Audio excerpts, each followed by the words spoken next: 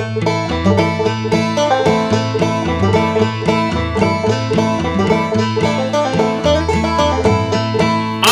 we're here round two of Ask a Pastor with Pastor Dean. He ain't scared. He's going to come answer any question we got.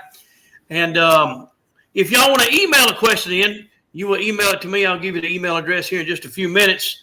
But if you want to ask a pastor that's not tied to a denomination and his hands is not tied and can honestly answer a question, and if you don't know the answer, then he'll say, I don't know the answer. Because most pastors won't tell you. They'll tell you to mind your own business. But anyway, Dean, tell everybody again who you are, where you're from, and how to get in touch with you, and then we'll start round two. All right. Well, I'm Pastor Dean Odle. I pastor Fire and Grace Church here in Opelika, Alabama. That's right next door to Auburn University. That's East Central Alabama. We've been here. I started the church in January of 2009, so we've been here a little while. I have a ministry school we started in 2018 called Fire and Grace School of Ministry. Just been writing books and doing conferences and preaching the word for 36 years. Just had my 36-year anniversary of being in the ministry this past June. So been doing this a long time, following the Lord. Came back to the Lord when I was 19 years old and been preaching ever since. And, Dean, tell me what else have you ever done for a living? Oh, goodness gracious. Worked in construction from the time I was 16 for many years. Had my own business with partners in a business with my dad and another guy. Gentlemen, we had a contracting business where we did remodeling and stuff like that. So we did that together for a number of years. Plus I worked for Olin Mills as a marketing rep and a sales agent at one point for a couple of years, traveled around with them all over the Southeast. We covered Mississippi, Alabama, the Panhandle of Florida, and part of Arkansas and part of Tennessee. So I traveled all over working for them for a little while.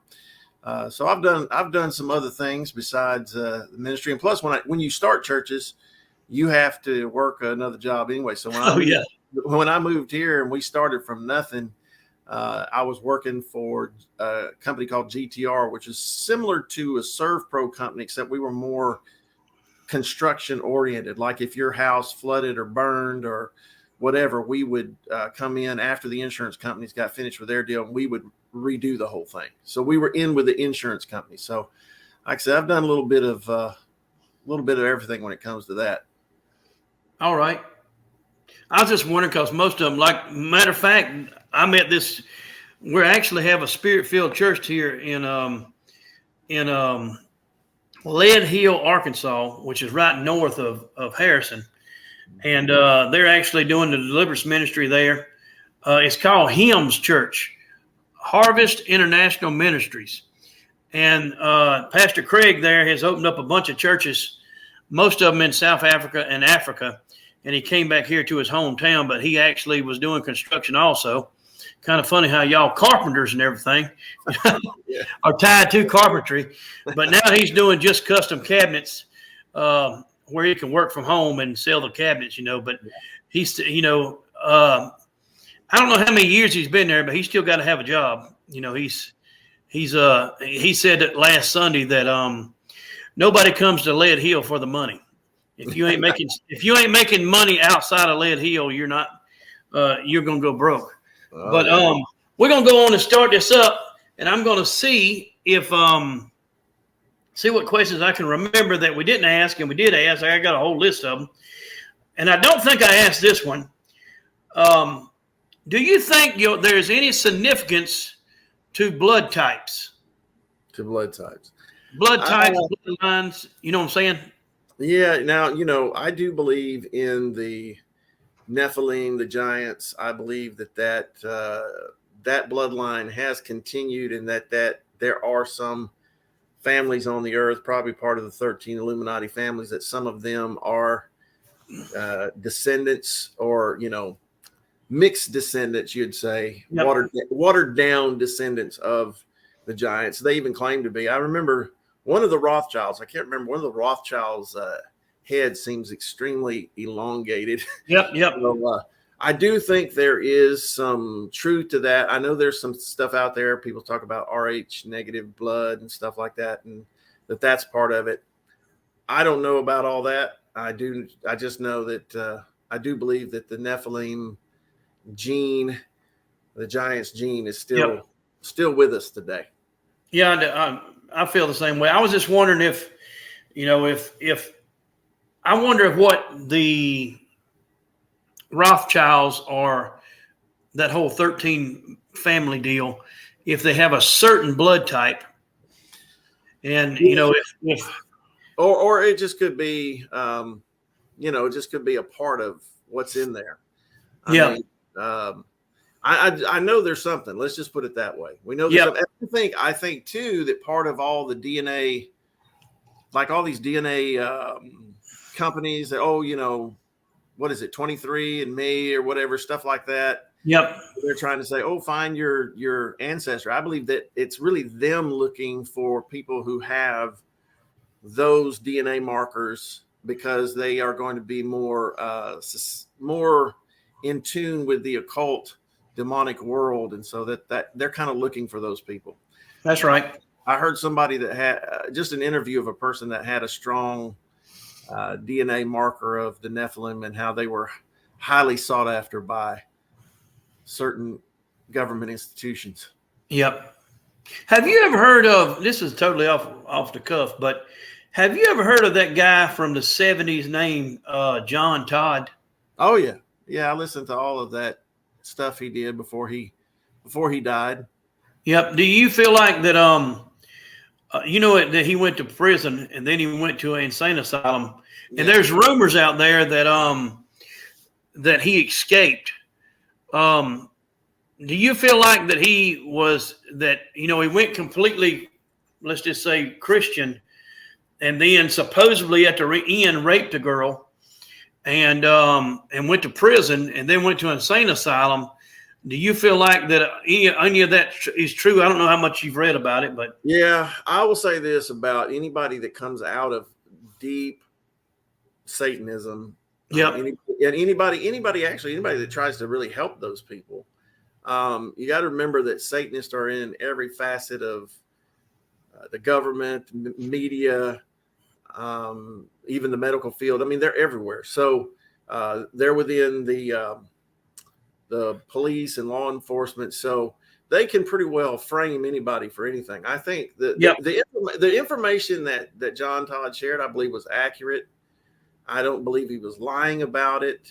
I know that because I've led hardcore Satanists to Jesus in the past, and they have, divulged certain things that were going on. And I don't think he was exaggerating or lying at all. They tend to want to put people in insane asylums or, claim they're crazy so they can ruin their credibility. And so their testimony and their witness doesn't mean anything. And I kind of probably believe he's probably drugged and framed, like a lot of people get drugged and framed. I've heard before that they can actually put child porn in your phone or in your computer. Oh yeah, in the local authorities. Yeah, anything's hackable. That's what's so dangerous. Anything is hackable. I know some ethical hackers. In fact, I know Clay Parikh, who lives here in Huntsville. He's testified in all the election fraud cases. He is probably one of the top hackers in the country. And he talked about being able to hack voting machines. He can hack our voting machines here in Alabama. He said anywhere from 2 to 5 minutes. I believe he was at the Cyber Symposium when I was. Yes, he was. He's a good guy. Yeah. Good guy. But and then I was, they did the court case here in Alabama at the 15th Circuit. I sat through the whole 8-hour testimony, and one of them was Colonel Sean Smith. And what was interesting about him, he was talking about how, he was in charge of cybersecurity at the Department of Defense for the entire armed forces, but he was in the Air Force, but his job was cybersecurity. And he said, we cannot, he said, our most sophisticated weapon systems get hacked. He said, on a regular basis. He said, we have to have teams of experts constantly fighting this. He said, Homeland Security, the section that's supposed to protect our voting machines and integrity, he said they were hacked for 10 months and didn't know they were hacked. That's Homeland Security. Yeah. So anything if it's a computer or any type of device, and if it goes online at all, it's hackable. So yeah, That's right. Well, basically, we've given permission to listen to us, everything we got on our phones, yeah, not counting the hacking part of it. But the reason I asked that is it reminded me when I asked you about the bloodlines and the blood types that John Todd mentioned that a few times in videos and stuff that he had talked about. He also mentioned about a alien invasion, that which a made up alien invasion, which we are looking at now. Can you believe all the news of the aliens that are coming? Oh yeah. Yep. That's what my last, I talked about it. Well, I've been talking about it for the entire time I've been back with the Lord, 36 years. I did sermons way back when I pastored a church in Montgomery, Alabama. But I've done them since I've been here, but I just started an updated series on the subject last Sunday, dealing with the alien deception and the UFO nonsense and who all's involved in that, from the Vatican to NASA to academia. I mean, they're all in this agenda, and it's gonna deceive a lot of people. I've studied on it years ago, back when they changed the calendar. I studied on that and how they figured out that they was going to have to put in leap year because it was knocking the calendar off. Did you study all that? Leap year and they had to basically the seasons. If you think about this, I'm same age as you are, but when I went to the fair as a child, it's really weird on the seasons, but when I went to the fair as a child, it was cold in October. Okay. So we had our fair around the middle of October, right before Halloween, and it was cold. You had to wear a coat. But now it's hot in October and it snows in March. Have you ever noticed that since you've been alive, that it's different now, that you'll have winter all the way up to the beginning of March, and spring will run to the latter part of October, and that's changed in mine in your lifetime.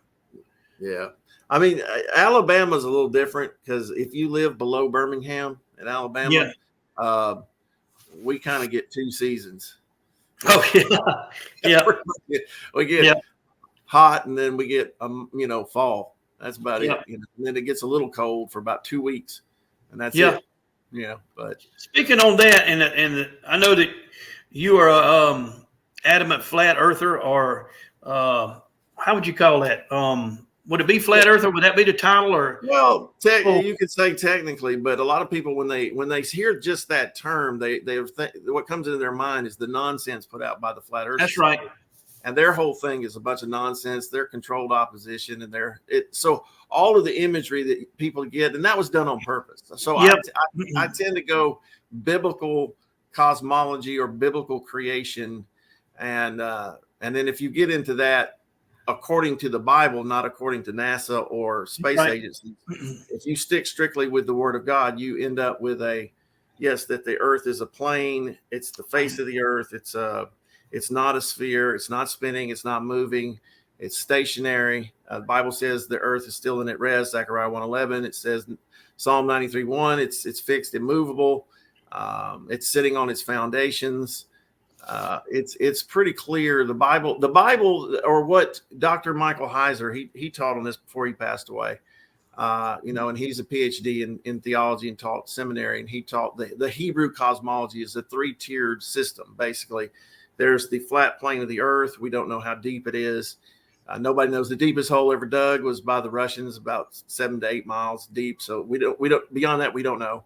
And that you have that, and then under the earth is the underworld, which is both paradise divided by a great gulf, and then hell, and then the deepest hell, Tartarus. And then there's a bottomless pit under that, and then above us in our atmosphere, in the Bible, there's the firmament dome that's made out of a molten crystalline type glass in which the stars are attached. And then above that, the throne of God actually sits upon that. And so that's the 3-tiered system. So the 3 heavens are our atmosphere, then the solid firmament, and then the 3rd heaven is the throne of God. And there's no such thing as endless outer space, and galaxies far, far away, and stars bigger than our suns, and all the nonsense that we've been taught by modern science. And remember, these are the same people that taught us, that we came from monkeys, and that a boy can be a girl and a girl can be a boy. So I just tend to believe God's word above everything else. All right. Do you feel like that NASA has legitimately tried to go to outer space, or is all of it a show? No. I mean, I've spent hours. I can't tell you how many hours I've spent either on the CIA's website going through FOIA documents, Freedom of Information Act documents that are public. I've spent time in the National Reconnaissance Office. I've spent many, even recently, even in the last few days, I've been going through some defense contractor .mil websites on some things.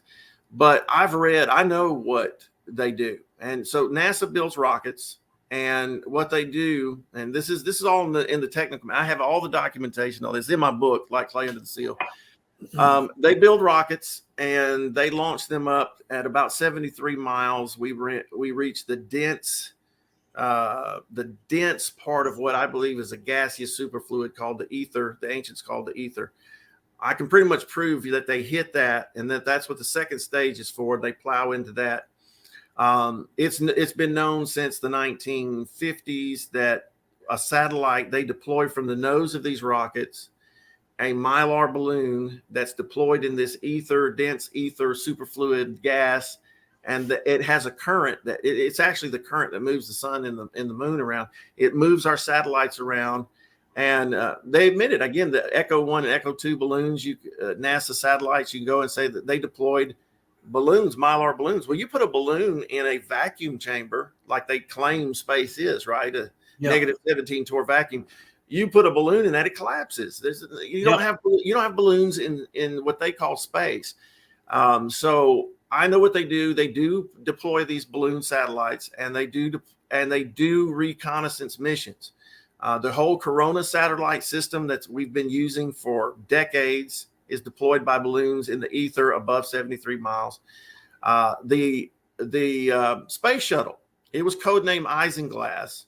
I've read all of the declassified documents on it, and it was never a space vehicle. It was a reconnaissance vehicle, because what was happening is the Russians were getting more and more sophisticated with their SAM missile systems, and they were able to shoot down planes. They shot down our what was it? The U-2 spy plane that time. It was flying at about 60,000 feet. So we developed the A-12, and then we developed the SR-71. And even though those were flying higher and faster, the Russians were still getting to where they could shoot those down. So we needed to develop a vehicle that could fly higher than 89,000 feet, and it could cover and fly over Russia or China in about an hour. And so to do that, we developed the space shuttle system, and it was a clear reconnaissance mission to about 400,000 feet maximum. So not very, very far into the ether. And then they would roll over and they would take reconnaissance pictures. And once they got to the point that they could do that unmanned with the X-37B, then that's why the missions, the shuttle missions stopped. Like, we didn't need it anymore, because we have drones now that can do the exact same thing as the space shuttle. And most of the time, the Russians are not shooting at our stuff anymore anyway. So let me ask you this. If the United Nations is basically, let's just call it a secret club where basically everybody gets along, do you feel like that there is really a competition in space? And what I mean by that is the members of the United Nations, do you feel like that let's just say these wars and rumors of wars are planned there, and do all these people really get along? You understand what I'm saying? Mm-hmm. That it's basically it's all a show. Well, somewhat. I mean, there are factions even within those groups that want to control the world. There are factions that want to be the head honcho, and so every now and then there's some friction between those people. But the agenda for a one world government is pretty. There's people from the United States government, from Russia, from China, from every country of the world that are in agreement with the plan. And they want, the plan is a world government, and the plan is to become, they want to become so unified to literally, what the Bible says, the question is, who can make a war with the beast? Who can Yeah. prevail against it? Right. So that's their plan. Now they know to do that, they've got to cripple or subdue to some degree. They've got to wreck 3 countries to do that. Yep. And they've got, that's to be the United States and Russia and China. So that's why I believe that you see like the Obama and Bidens of the world trying to create this friction, Hillary trying to create this friction between the United States and Russia, to cause us to fight each other over, or to create the perception that we should go to war when we really shouldn't. Yep. To the American people and whatever, and to create that chaos so that they're all about the Freemasons, the Illuminati, the high level Satanists, the Luciferians, and all these people that want this one world government and want to follow this leader that's coming, the Antichrist. They're all in agreement on this thing, and they're all working towards it. And they will play these games. They own the media. They run the media. That's so right. They will play these scenarios, but they want, the whole thing about it is they create the chaos, and then they come out with their own solution. So they get what they want. That's right. And so, yeah, I mean, there was no need for World War I or World War II. I mean, those were over stupid things that we shouldn't have had to see. World War I, 8 million people die. We shouldn't have had to see over 60 million people die in World War II.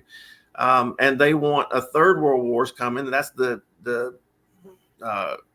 Revelation chapter 9. That's the 6th trumpet war. It'll kill one third of mankind. So the Lord's already warned us that it's coming. In fact, the 3 woes in Revelation, I believe, are World War I, World War II, and World War III, or the 6th trumpet war. So the 6th trumpet war, it says, will break out when there's 4 angels loosed in the great river Euphrates. And it says that they're loose for a year, a month, a day, an hour, and they're going to kill 1/3 of mankind. Now, the only way that's going to happen, and it says with fire in the Bible, so they're going to have to be a limited release of nuclear weapons at some point. I don't know when it's going to be, but the thing with Russia, the Ukraine, if we keep provoking that, there's issues with Iran and Israel that may cause that to mushroom into something else. But at some point, World War III is coming. But they said, Albert Pike, and there was these letters, and I've got it in my book, but there's these letters about that they had planned long ago, long before World War I. These satanic Luciferian people that worship the devil and had these plans for our world had said they had planned World War I, World War II, and World War III, and even said that how that they would mark them out, that there would be the fascists against the people that wanted democracy, and then there'd be a war on terror, and it'd be the Islam, and I mean they predicted the whole thing. And yeah, I mean, so there's powerful forces orchestrating this stuff, but the UN, I believe the UN is the 7-head 10-horn beast. How do they explain to me how you feel that all these countries that obviously know we're not on a globe, that they keep that a secret? Well, that they fight amongst each other, but they all come together and say, we're not going to go to Antarctica and we're not going to go to the North Pole. Well, that's what I talked about Sunday. Psalm 2. I preach about Psalm 2 a lot because it's a 3,000-year-old prophecy where David said, that the kings of the world, I want to hear, let's read it. Okay. The kings of the earth. And it's really cool because you can see that it's an end time context. And Psalm 2, it's a prophecy of what would happen. And he said here, verse 1, he said, why do the heathen rage and the people imagine a vain thing? The kings of the earth set themselves, and the rulers take counsel together against the Lord and against his anointed. So the Lord here, Yahweh, Jehovah, and against his anointed, the Messiah, the Christ. They said, let us break their bands asunder and cast away their cords from us. He that sitteth in the heavens shall laugh, the Lord shall have them in derision. Then shall he speak unto them in his wrath and vex them in his sore displeasure. Yet have I set my king upon my holy hill of Zion. I will declare the decree. The Lord hath said unto me, Thou art my son. This day I have begotten thee. Ask of me, and I will give thee the heathens for thine inheritance, and the uttermost parts of the earth for thy possession.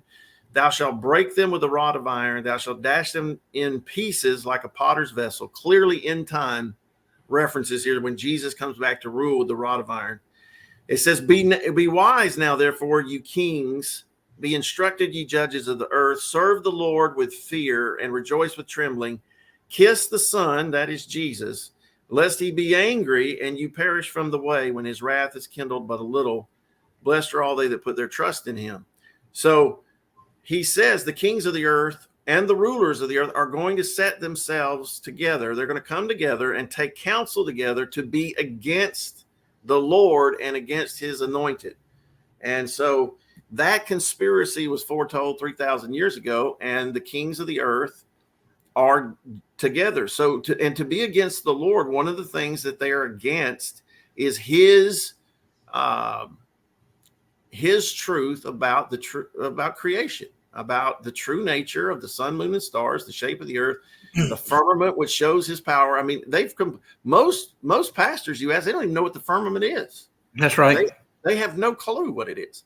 And so that part of that conspiracy, the reason that they have changed that and come up with the Big Bang theory and all the Copernican heliocentric model of the universe, and they've got all their people trying to prop up that house of cards, is because if you Satan knew that creation, the true creation would be the biggest witness that there's a creator. That's right. So if the devil's going to turn people away from the true God of creation, that is the Lord Jesus Christ, they're going to turn people away from that. Then he had to create a new model. And so that's part of the lie. So, but that's just one part. The alien agenda, this alien deception, is going to be another part of the lie. The war is going to push. Think about it. World War I gave us the League of Nations. World War II gave us the United Nations.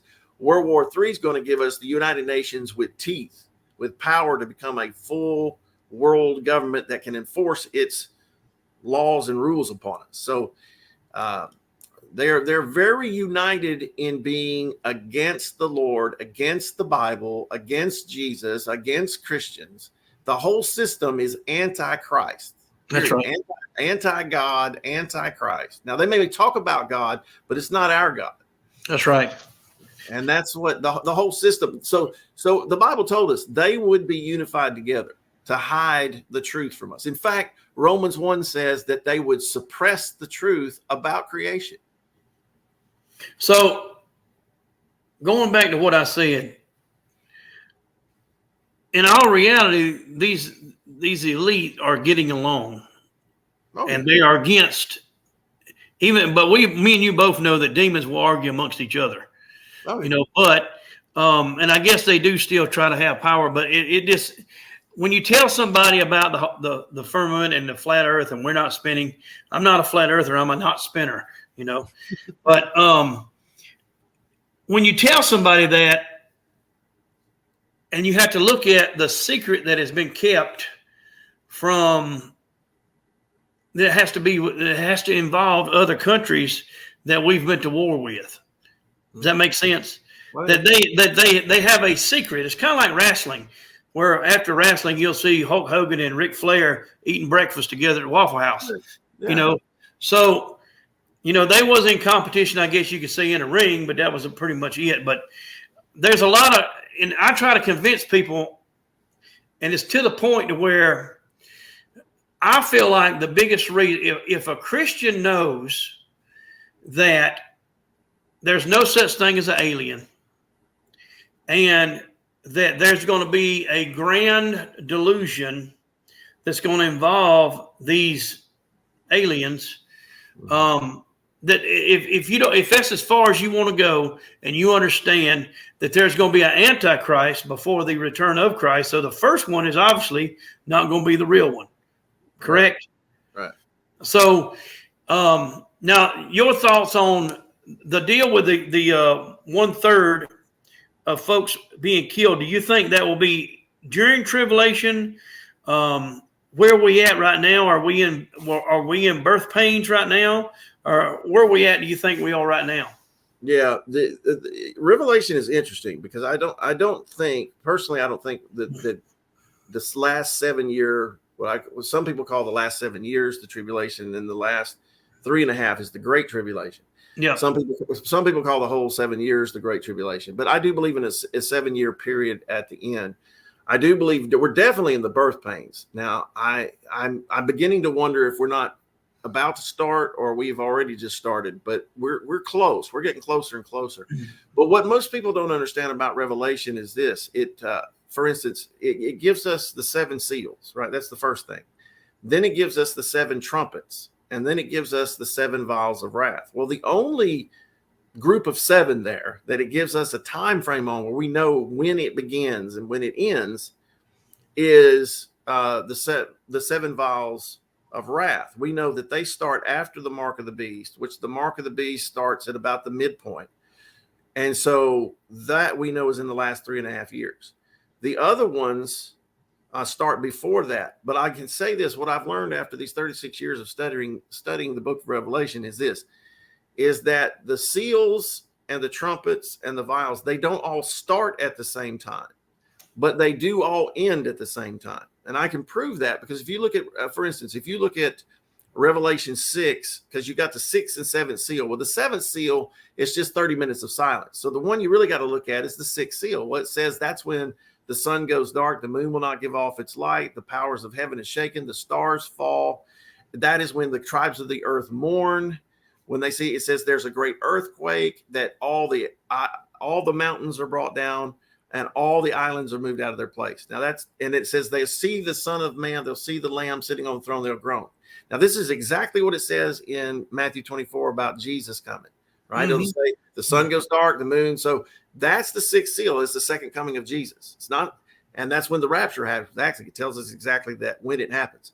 But here's what's interesting. You go to the 7th vial of wrath, which is at the end. Everybody will admit the 7th vial of wrath. And guess what it says? There's a great earthquake. Every mountain is brought down. Every island is moved. It's the same thing. You get to the 7th trumpet and it says the mystery of God is finished. It's no more. So what I'm saying is if you look at it kind of like they overlap, like the seals started first, but they end and then they overlap. Once you understand that, you can kind of see where they are. Now, I'm a little different in the sense that I believe we're into the we're probably seeing already the seals are one of those things that are maturing, like especially the first 4, because they're the riders on the different horses and they just keep riding. Their spirit's going forth to influence the earth. Yeah. And I could go through all that, but the trumpets, I believe that 5 of the trumpets have already happened, and that the next trumpet is going to happen is going to be the 6th trumpet war. Don't know if we'll be in the last 7 when that happens. We could or we could not. It doesn't say. Yeah. But we do know by the time we get to the next thing over, which will be Armageddon, you're in the 6th vial of wrath area. So you would have to be in the last 7 years for that. And the mark of the beast, we'll know for sure about the mark of the beast. The last, where we are in the last 7 years, when the mark of the beast is instituted worldwide. And there were some folks out there trying to say the COVID shots were the mark of the beast. And I was like, I'm still buying and selling, Yeah. And it says that no man will be able to buy or sell without having the mark of the beast. So, yeah. And that mark is an implant of some kind that will allow you to, that'll have identification information to allow you to be scanned and buy and sell. So I believe for a long time they're going to use some type of microchip. Yep. There was a viral video that went out of a girl that was bragging about she got one. Mm-hmm. And I'm going to tell you, the other day we was at a store and a girl, I hadn't got one, but the iPhone watch, Oh yeah, yeah. And she put her wrist up to the thing and paid the bill. So I mean, we're just not even an inch away from that. And what this does is get you used to it. Yeah. I mean, you think about it now, it is easier to pay with a card than it is with cash. Yeah. And Klaus Schwab, the leader of the World Economic Forum, we know part of the whole agenda, Satan's end time agenda. He said in 2016, I have the video clip. He was speaking in French, but I took 3 years of French, so I pretty well understood what he was saying, but it had the subtitles on it. But he said in an interview on French TV back in 2016, within 10 years, he said that human beings will be joined with microchips. They'll be implanted. He said first it'll be in our clothing and stuff, like the watch and whatever. Yeah. And then he said that eventually it's going to be under our skin. Dr. Noel Yuval Harari, who's basically an advisor to Klaus Schwab, I've got multiple clips of him saying that everything that's going to be going on in your life, from surveillance to buying and selling, everything, he said, is going to be under your skin. These are their words. And this is what the Bible foretold. The King James had it right a long time ago. It said the mark will be in the right hand or in the forehead. Now, the forehead is up here, right, in your brain. Well, everybody's focused on Elon Musk talking about Neuralink. Yep. What that is, that's a smoke screen, because there's another company called BlackRock Neurotech or whatever. That's right. They have had approval to put these chips in people's brains since 2004, and they've perfected it, and so it's already there. The technology is there. In fact, they say once you put these microchips in your brain, they can control your emotions, your thoughts. They can implant thoughts. They can read your thoughts. They can change your mood or emotions. If you have PTSD, it will change your mood. So, I did a whole thing on this artificial intelligence, AI, and the mark of the beast at the Skyfall 2023 that Pastor Greg Locke came and spoke at. He came that evening, and I did that one that day. But all of this is upon us. This mark in the head or in the right hand, it's already ready. It just has to be implemented or mandated worldwide.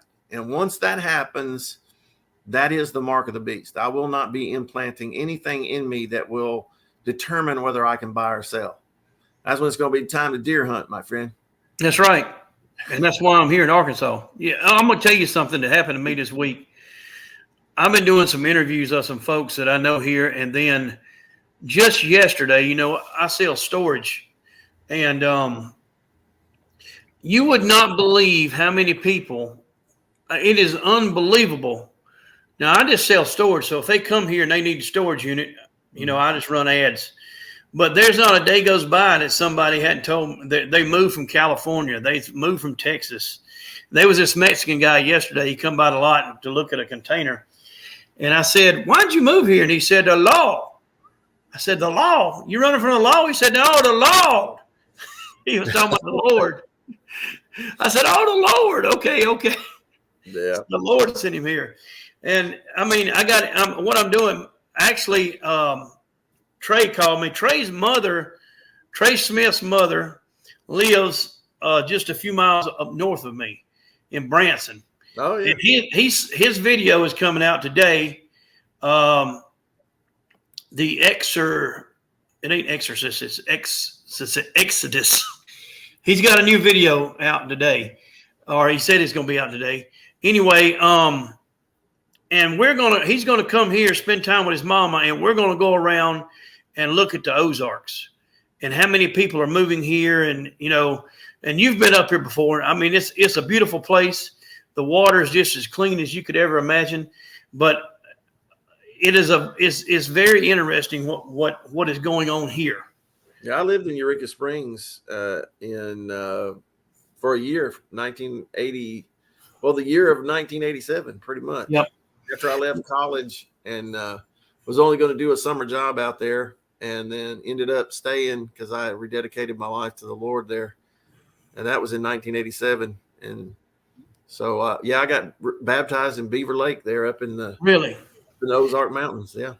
I tell you something else that tells you that it's kind of true. What we got going on here is Jesse Ventura years ago done a show about the Illuminati moving here in these big old mansions and these caves, and they're here.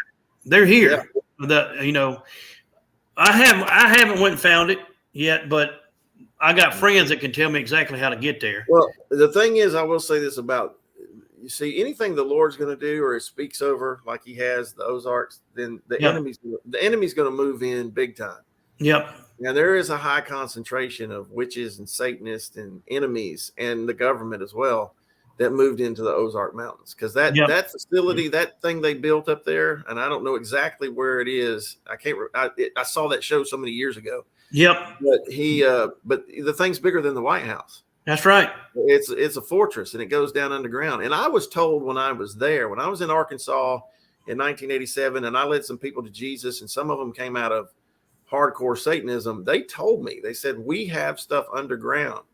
And they even told me back then, now think about this, in 1987, they told me we have giants, Nephilim, underground that will come out during the tribulation period. I was told this in 80. This is before the internet. This is before there were people writing books about this stuff. Yep. And so the Ozarks is going to be a big deal. That's one of the things I remember in that program, he was talking about how many banks were moving there. Yep. They are. They're all around here. And another thing that's really weird, now I've never heard any rumors or anything, but the Ozarks has let's just call it a sticker that goes on the back of your car. You know how people put stickers? And it's Bigfoot. And there, all the stores and everything, you know how when you go to the beach, you'll see Myrtle Beach stickers everywhere. Well, the Ozark, their flagship is Bigfoot. Now, I don't know what the deal is with Bigfoot, or if he's real, or if it's a demon, or if it's Nephilim, or whatever the case may be. We've never seen a dead one. Right. You know? I think it's spiritual. I think it is. I mean, I think it's a real phenomenon, but I think it's just a manifestation of a demonic spirit just messing with people's heads. But that's interesting. You know, when I was in Eureka Springs, I went and sat in some little, I don't know if it was some little building, some little historical building. It may have not even been Eureka Springs. It may have been right around there, but it was talking about the origin of Eureka Springs. And it's like Hot Springs, Arkansas. But you have these places that had these springs, and there were people who believed that these springs had magical healing powers and stuff. And so that would attract a lot of people who were into witchcraft and spiritism and all kinds of stuff. And so that's why you ended up with a concentration of that around these springs where these towns were, you know. Right here where I live at on the property is a spring that the water comes out of the rock, a rock. Wow. I've got video of it. And some of the guys here that on the property, they'll go by there in the morning and fill their water jugs up with it. That's and nice. I tell you, I've got testimonies of why people came here and the signs that they came here. But when I first heard about it, you know, I was on that political, about like you was, Greg Locke was. We was going to save America. And how I got here was a friend of mine that I met in a restaurant, a black guy that I've known for years. And he had been paying attention to my podcast and stuff like that when I was doing the political stuff. And he says, "What are you doing?" And I said, "Well, you know, we're trying to save America and protect the Constitution." He said, "Well, they haven't been a Constitution since 1871. And he said, "What you're doing is you're promoting the corporation." And I've always heard that, but it was clicked with him. You know, it clicked when he told me that. So I went to my local patriot, and when I went to him, he's in charge of a bunch of patriot movements and stuff like that are going on in the Carolinas. And I said, "Man, what is, you know, they ain't no good side to politics. And what about this deal about the corporation?" And I'd always heard it, but he said, "Well, I couldn't mention it to you until you mentioned it to me." I said, "Man, that sounds like a lot of Masons there." But anyway, he told me, he said, "It's all an act. You know, I'm just here gathering information." And he told me about the Ozarks and this community that I'm in. And the next day, I think it was the next day, I done a Zoom call with some folks here on the property. And a day after that, I left and I drove out here by myself. And on the way here, at the time we had a grandson. He had since passed away, but it was kind of in my head about, it wasn't kind of in my head, it was set in my head about a tire swing, a real tire swing with a real tire. All right. Like we had when we was kids. Oh yeah.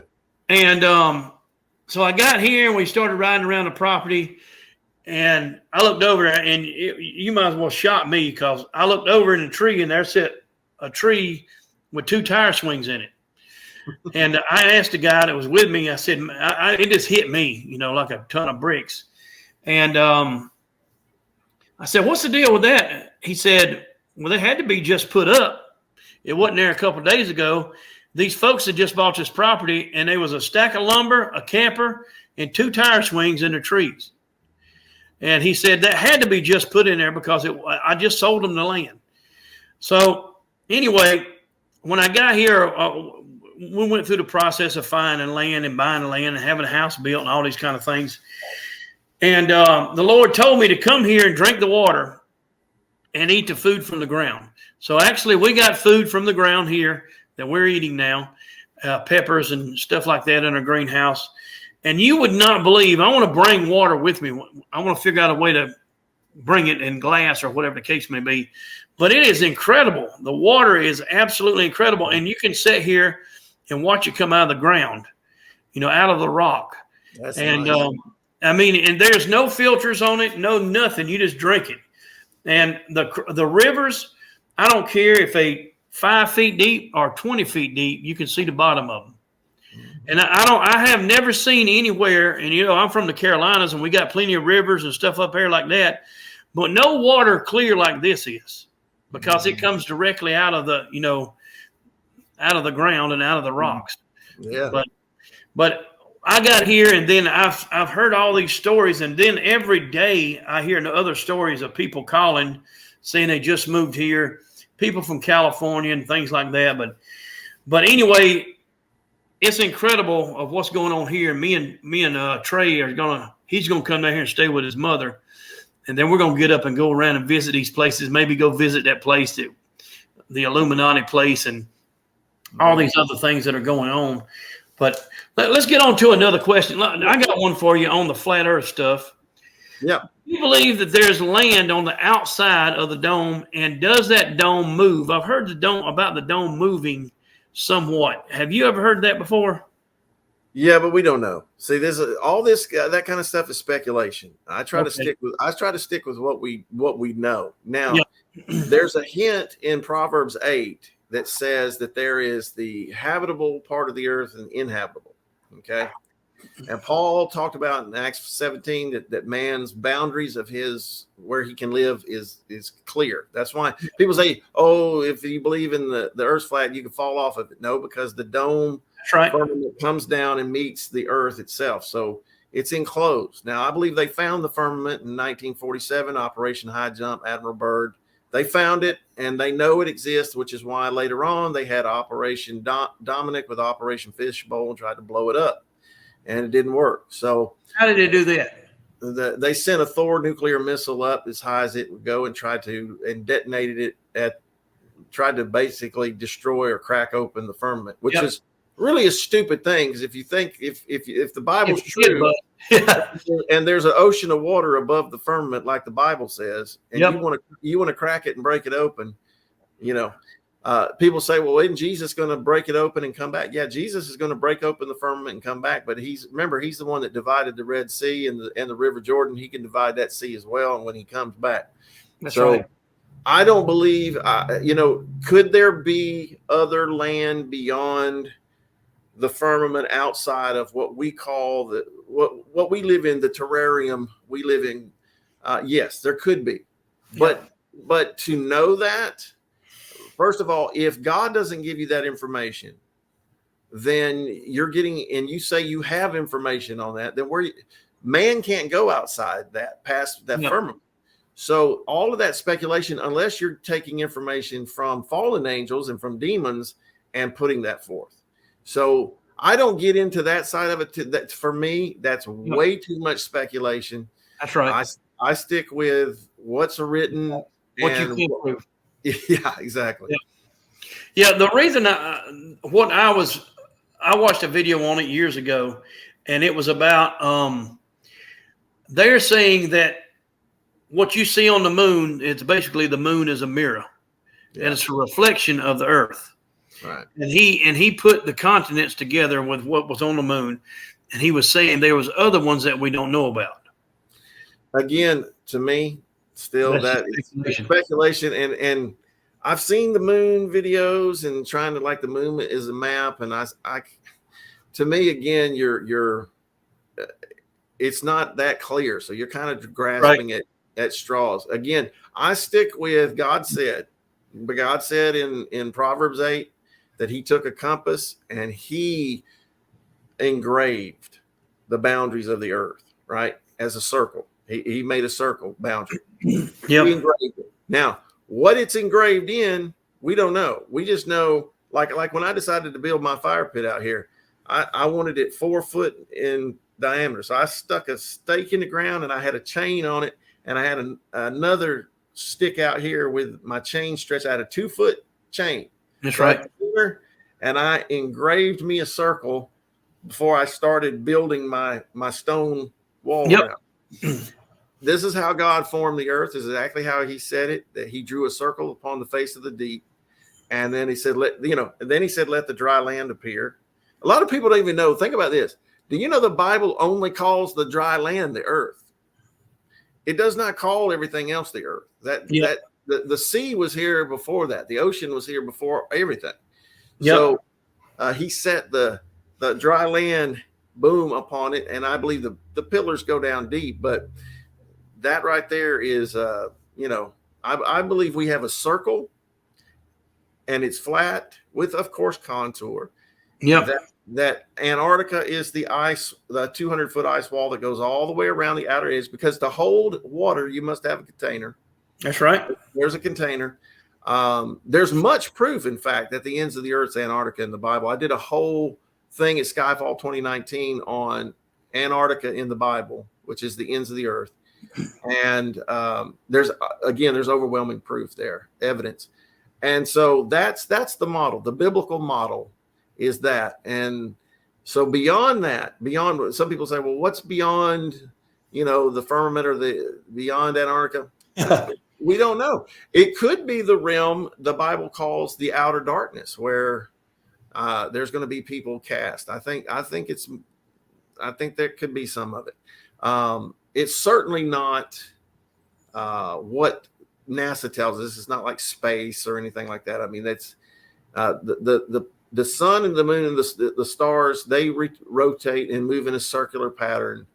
Are the stars on the inside of the dome or outside? I believe they're on the inside. I believe they're part of creation. If you put them outside the dome, then you're putting them in heaven. Yep. And they're part of the creation of the earth. And Jesus said that the stars will fall when at his second coming. The stars will fall from the firmament like figs from a fig tree. Okay. So that means in some way they're attached to it. I don't know if the Bible talks about, and even Josephus, the Jewish historian, said that the stars move in their own circuit. So they could just be moving. There could be some type of spiritual or electrical or electromagnetic connection there that's going to be shaken loose. But the stars are much smaller and they're much closer, and which makes sense when Jesus said that all the stars, he said all of them are going to fall to the earth when he returns. So science and NASA says that the stars out there are millions and millions and millions, some of them light years away, and they're bigger than our sun, and our sun's this massive thing, much bigger than the earth.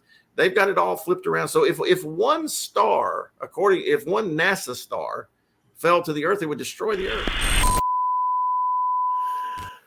We are having some technical difficulties. So me and Dean are just sitting here talking away after I had tried to upload a picture, and I noticed about 10 minutes later that we was no longer recording. So we will pick up where we left off at in the next episode with Ask a Pastor with Pastor Dean Odle. A couple things I want to say before I close out is, do not forget, we got Trey Smith coming on with me here in the next few days. I don't know exactly what days. He's been very busy, and he's getting his new video up. Don't forget about the events that are coming up. Greg Locke's event in Mount Juliet, Tennessee is September the 2nd through the 4th. September the 2nd through the 4th. And the event that we have going on in Myrtle Beach is September the 22nd through the 24th. 22nd through the 24th. Go to pastorhenry.org for your tickets. It's a free event. pastorhenry.org. I think that's it for now. We're going to be doing some testimonies here in the next few days. Oh, let me show you this. Here's a t-shirt that we've got going on for Impact 2023. But anyway, we had a little technical difficulties. I just had to close it out this way. We did not know that it was not recording. We talked on for another 10 or 15 minutes, and I looked up and noticed that the timer was not working. So we will pick up where we left off at next time. We will see y'all in Mount Juliet and Myrtle Beach.